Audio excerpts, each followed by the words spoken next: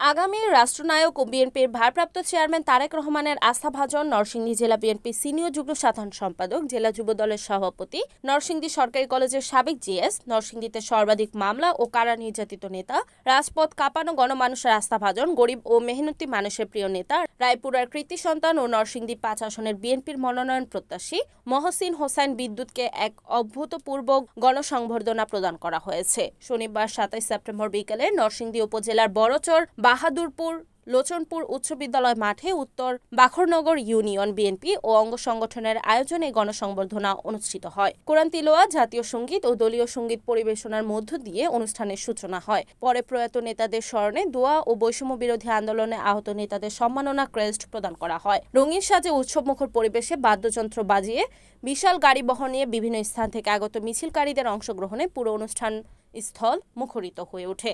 হাজার হাজার ত্যাগী নেতাকর্মীরা উপস্থিতিতে বক্তারা বলেন, রায়পুরার উন্নয়ন, শিক্ষা, খেলাধুলা ও তরুণ সমাজকে এগিয়ে নিতে মহসিন হোসাইন বিদ্যুতের অবদান অনন্য।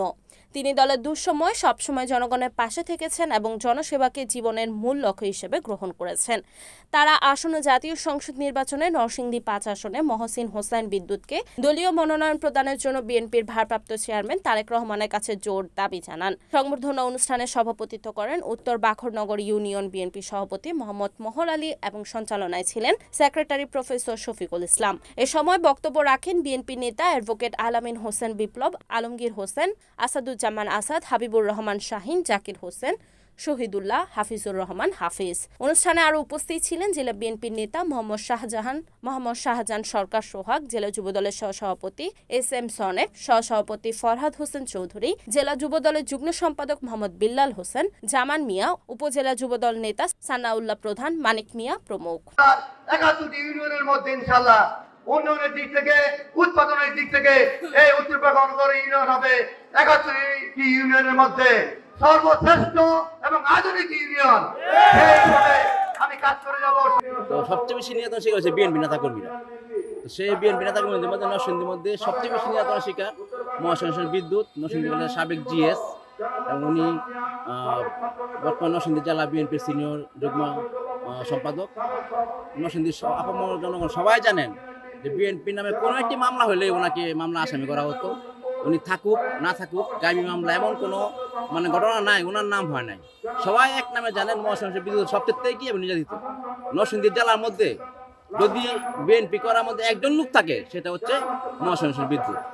তো আমরা জানি যে এবার তারেক রহমান, বিএনপি ভারপ্রাপ্ত চেয়ারম্যান তারেক রহমান সক্রিয়ভাবে চাচ্ছেন যে তৃণমূল নেতাকর্মীদের আশা আকাঙ্ক্ষার প্রতীক এবং যারা ত্যাগী, বঞ্চিত, নির্যাতিত তাদেরকে সামনে আনার জন্য, তাদেরকে নিচে দেওয়ার জন্য চাচ্ছেন। আমাদের দাবি থাকবে রায়পুরার মাটি ও মানুষের নেতা, উত্তর বাখরনগর বড়চর গ্রামের সন্তান, রায়পুরার কৃতি সন্তান মহসিন হোসেন বিদ্যুৎ, ওনাকে যদি আগামীতে রায়পুরার সংসদীয় আসনে মনোনীত করা হয়, বিপুল ভোটে এই রায়পুরা থেকে উনি জয়লাভ করবেন।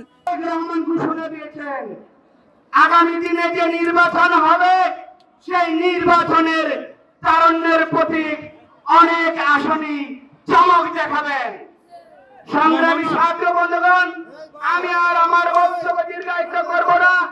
আমি শুধু একটি কথাই বলতে চাই, আগামী নির্বাচনে আমরা মহসিন হোসেন বিদ্যুৎ ভাইকে দেখতে চাই।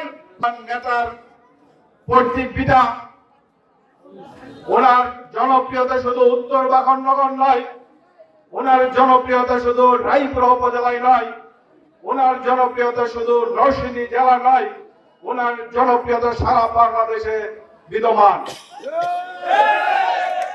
আপনারা এমন এক